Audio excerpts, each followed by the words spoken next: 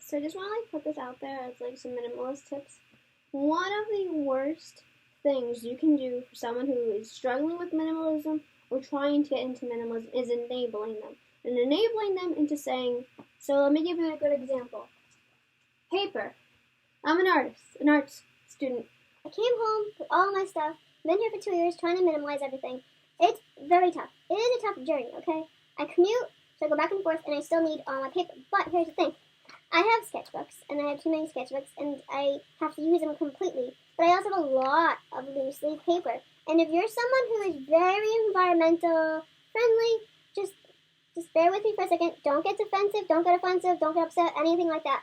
For someone who is a recovering hoarder, or a hoarder in general, or someone who's trying to get into minimalism, it's not easy. And the point that they're trying to get into minimalism means they want to change their life. They want to change it for the better, they want to feel happier, they want clarity.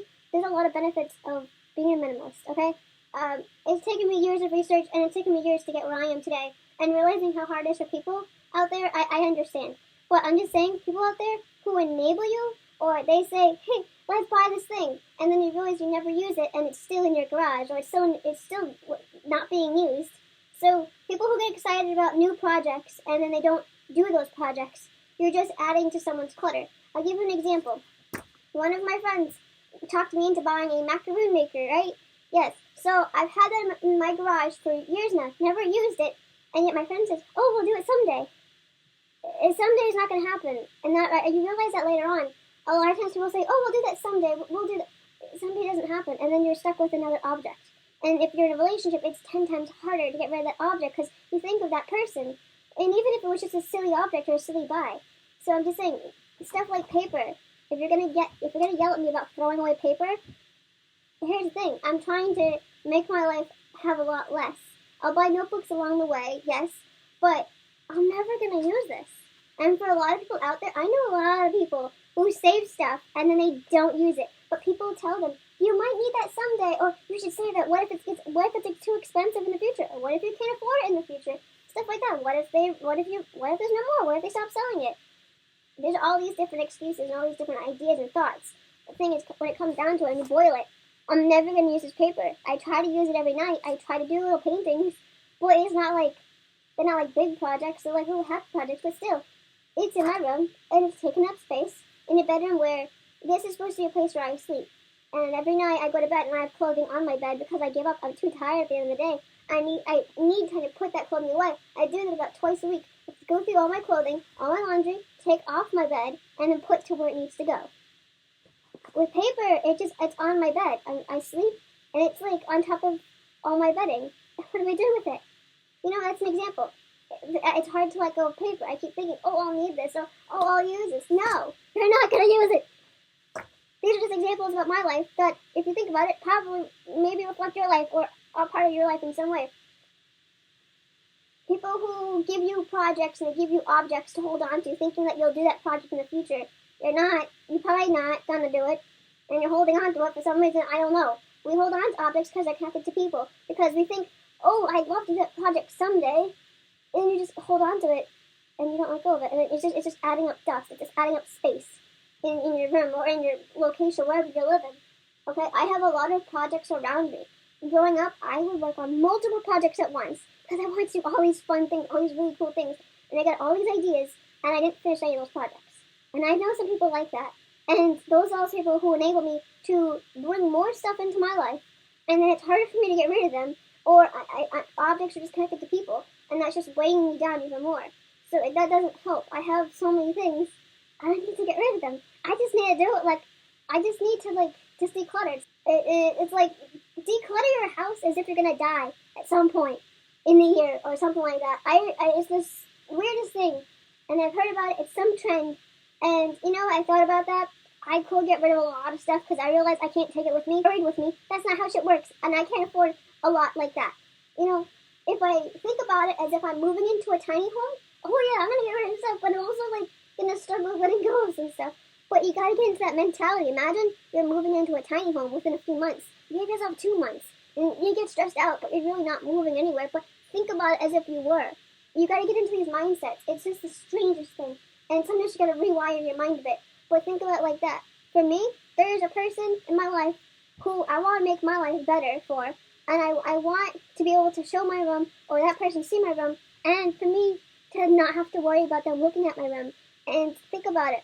If my room is cluttered and I ever wanted someone to come in my room, maybe on a date or maybe to just be in my room and watch TV with me, I would feel horrible if they were sitting on all my shit. And that has happened in the past.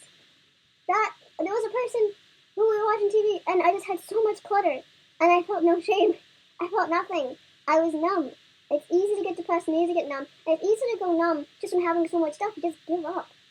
And it's so easy. It's so just, sometimes it's tough to just give up, or sometimes it's easy. And it's like all these emotions. It's like an emotional hurricane. But I have someone in my life, and it's like, I like my room, and I like my place to look better. Okay? I want someone to feel the same relaxation vibes I get when I'm in my room. And just to look at my room and just think, wow, this person's actually really cool. Wow, this person doesn't have less. Sometimes, if you have so much clutter, you're gonna scare away a person. Okay, I know it sounds harsh. Okay, my room used to be a lot worse. Years of trying to get better, and then when I got to college, years of getting into minimalism, and it's like now I'm trying to practice it every single day. It's not easy, I'll tell you that. It's not. Letting go of stuff and finding the root of your problem took me years on my own just to get there. It took me a lot of self growth and just thinking time. And it's crazy. Once you get there, it's like, wow, but now I know why I am the way I am and the root of my problem, and I figured it all on my own. And it's like, oh my gosh. Now I know how to get rid of stuff. Now I know how to, wire my brain to let go of stuff. It took me a very long time, and most of quarantine. And it took me losing my mood because I lost interest in the stuff around me.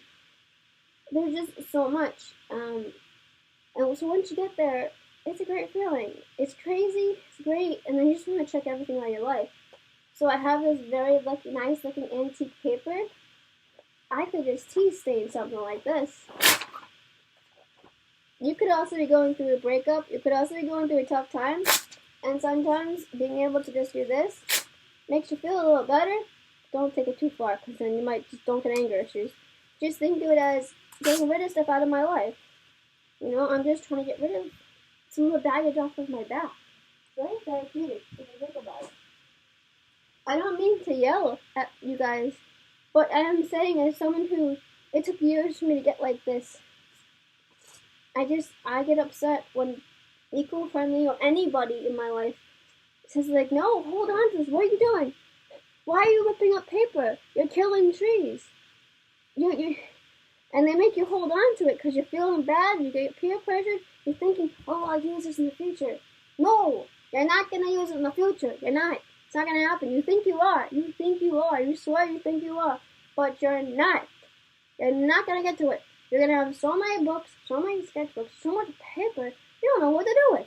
I got rolls of paper in the garage, all because I had to buy rolls of paper for a class in freshman year, 2014. I still have them. I should have sold them to students who probably actually need them. But here I am holding on to them because they can be set design wallpaper. Yeah, that sounds crazy. But when you're in the film industry and you end up using all that stuff that is props, yeah. But what am I doing with all this paper?